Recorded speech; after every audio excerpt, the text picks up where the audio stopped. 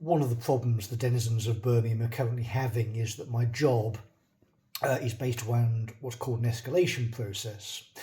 So I tell you to do something, you don't do it, I escalate. And we escalate from, hello, good morning, sir, to, well, the police and the bailiff's coming around tomorrow, you're going to be leaving the property, otherwise you'll be physically removed. Goodbye.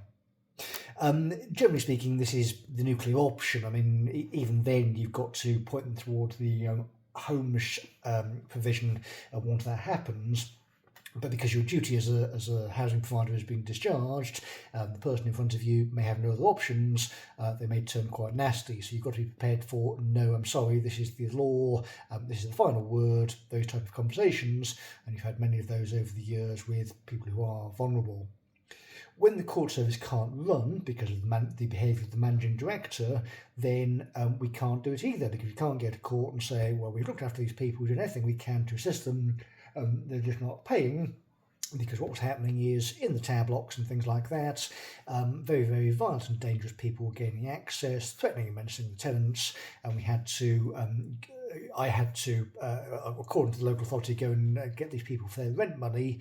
But of course, the reality is we shouldn't be charging them rent money because we've allowed predatory gangsters in to run about the place, threaten people, go along with quote-unquote anti-racism, which was setting off racist pogroms to attack people because we are quote-unquote white. Not white, by the way, I'm a Celt.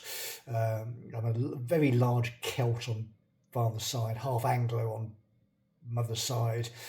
He was a very, very violent man because he worked on a battleship. Don't refer to me as white, thank you, I'm not white. This of course was a technique to deracinate people based on Helen's work. So we had various activist gangs taking over the organisation in 2020 and menacing people and trying to gain some kind of authority. But of course, they're just activists running around the HR department, this kind of stuff, people who belong nowhere near a public body in any capacity. But because of the communication technology, of course, these were people who were able to gain some kind of fake legitimacy. We've been menaced in the court service by these idiots for many, many years, as have many of my colleagues. But the thing is, the people in the court service are in the place to do stuff about this, because when we're in legal compliance and we're having, for example, a woman bragging about the number of quote-unquote trans children she has, this could be a case of Munchausen's. It's one of those things you have to consider because you're thinking about medicine when you're thinking about the law, because you have to think about these things as part of the case management. So if HR activists are interfering with case management, that creates dangerous problems, doesn't it? You can't have an adult conversation which involves child safeguarding in the court service because you're surrounded by morons who think they have to go along with activists when they don't. You can say no to these people, it's very easy. And obviously remove them from public bodies because they're not trained. So Helen's work again points out that this is sort of ideological woo. You can easily counter it, it's not hard. One person can cause a huge amount of damage to organisations that have let an infestation of crits.